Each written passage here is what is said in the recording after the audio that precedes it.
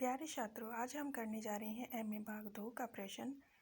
नाटक के तत्वों के आधार पर घासीराम कोतवाल नाटक की समीक्षा कीजिए।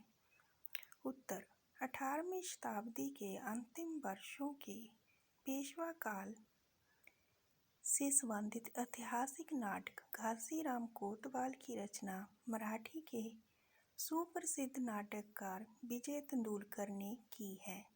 इसमें अतीत के पट पर वर्तमान का चित्र प्रस्तुत किया गया है। किसी भी रचना की सफलता उसके तत्वों पर निर्भर करती है।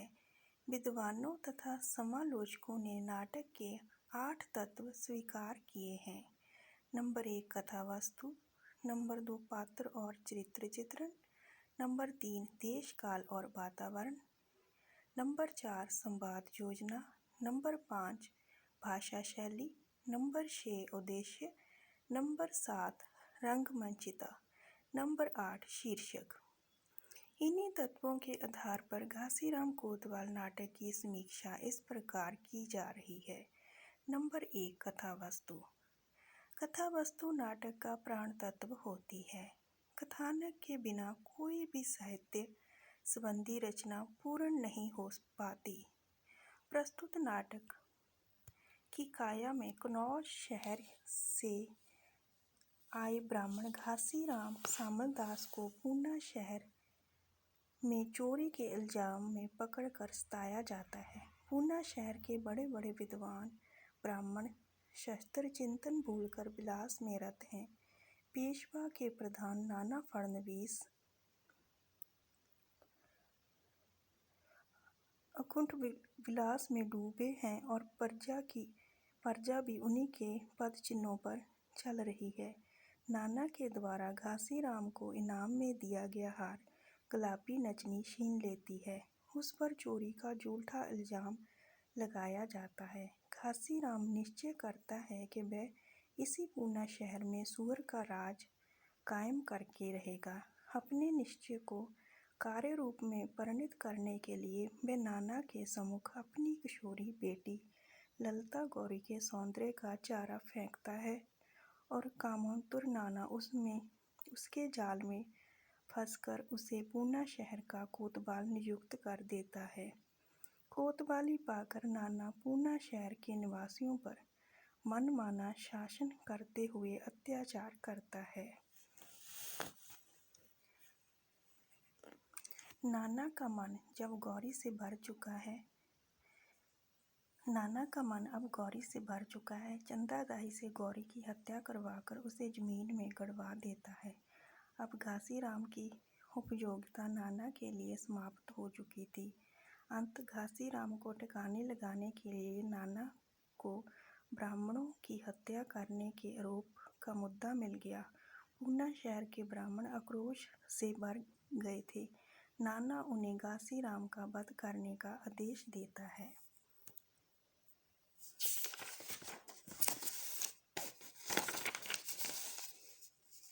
नंबर 2 पात्र योजना एवं चरित्र चित्रण। नाटक में यथासंभव कम पात्र होने चाहिए, अन्यथा उसके अभिनय में कठिनाई आती है।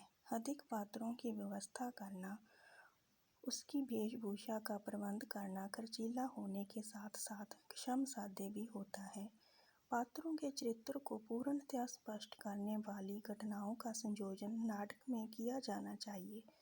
प्रस्तुत नाटक के प्रमुख पात्र हैं घासीराम, नाना फडणवीस सूत्रधार, गुलाबी नर्तकी ललिता गौरी, कुछ ब्राह्मण, लावनी गायक, सिपाही आदि।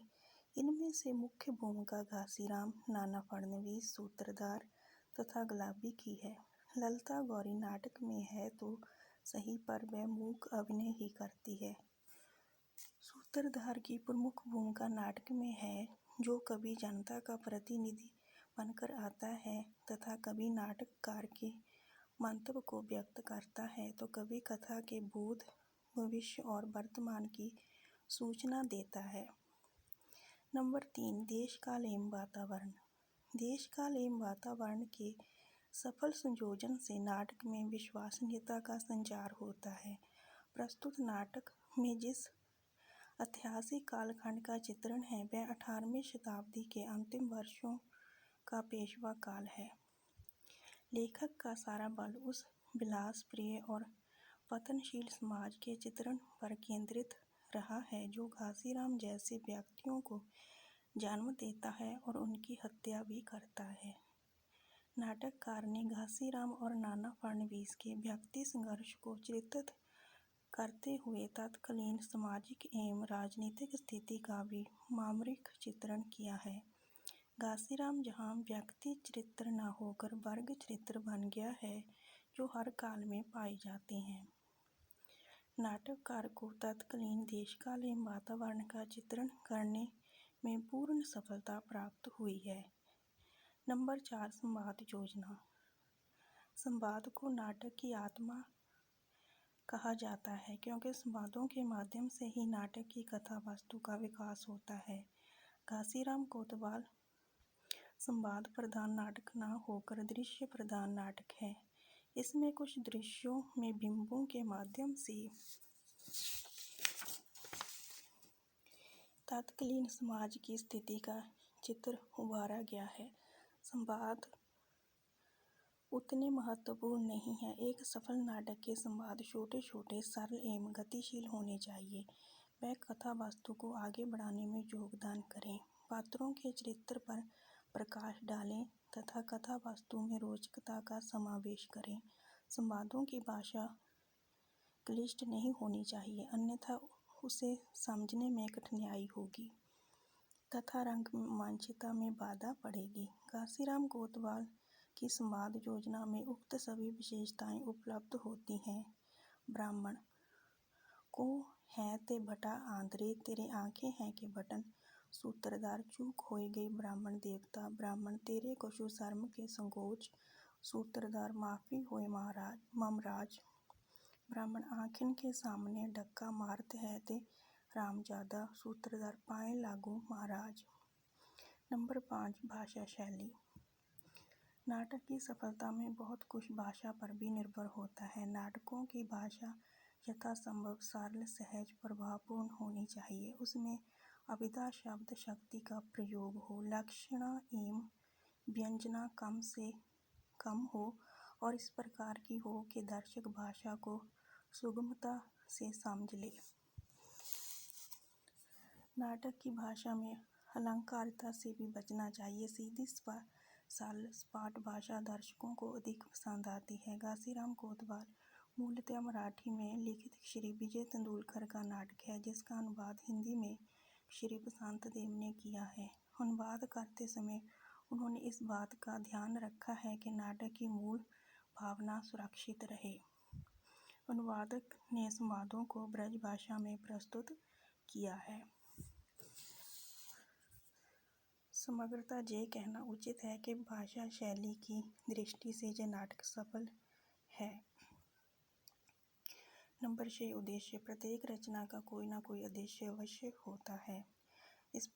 उसी प्रकार घासीराम कोतवाल नाटक भी उद्देश्यपूर्ण है। नाटककार ने इसमें इतिहास के विशेष कालखंड से कच्ची सामग्री लेकर तत्काल समाज की दशा एवं दिशा का चित्रण किया है। विसंकलित समाज व्यवस्था किस प्रकार पतनोन्मुख थी। भोग विलास में शासन एवं प्रजा दोनों अकंठ डूबे हुए थे तथा उसी को जीवन की चरम उपलब्धि मानते थे। यही दिखाना नाटककार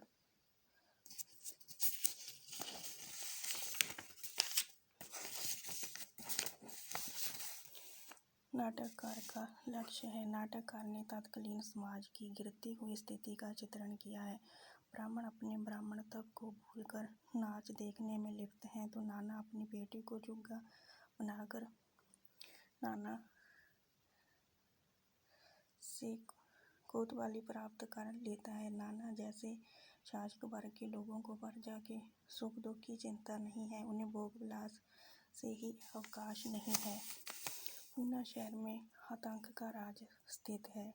फल चुराने के आरोप में ब्राह्मणों को संकरी सी कोठरी में कैद कर दिया गया और उनमें से 22 ब्राह्मण दम घुटने से मर गए। पर इसका अफसोस न घासीराम को है, न नाना को और न ही पेशवा को। देखने वाली बात यह है कि नाना घासीराम के बाद के हुक्म नामे पर हस्ताक्षर अपने स्वार्थ के लिए करता है, क्योंकि घासीराम की अब उसे कोई आवश्यकता नहीं थी। जब पूना शहर के ब्राह्मण नाना के निवास पर जाकर घासीराम के प्रति आक्रोश व्यक्त करते हैं तो उसे घासीराम के वध का फरमान जारी करने में एक क्षण भी नहीं लगता। उद्देश्य की दृष्टि से ये नाटक पूर्ण सफल कहा जा सकता है। नंबर 7, रंगमंचता। नाटक रंगमंच के लिए लिखे जाते हैं। जो नाटक रंगमंच पर अभिनीत नहीं किया जाता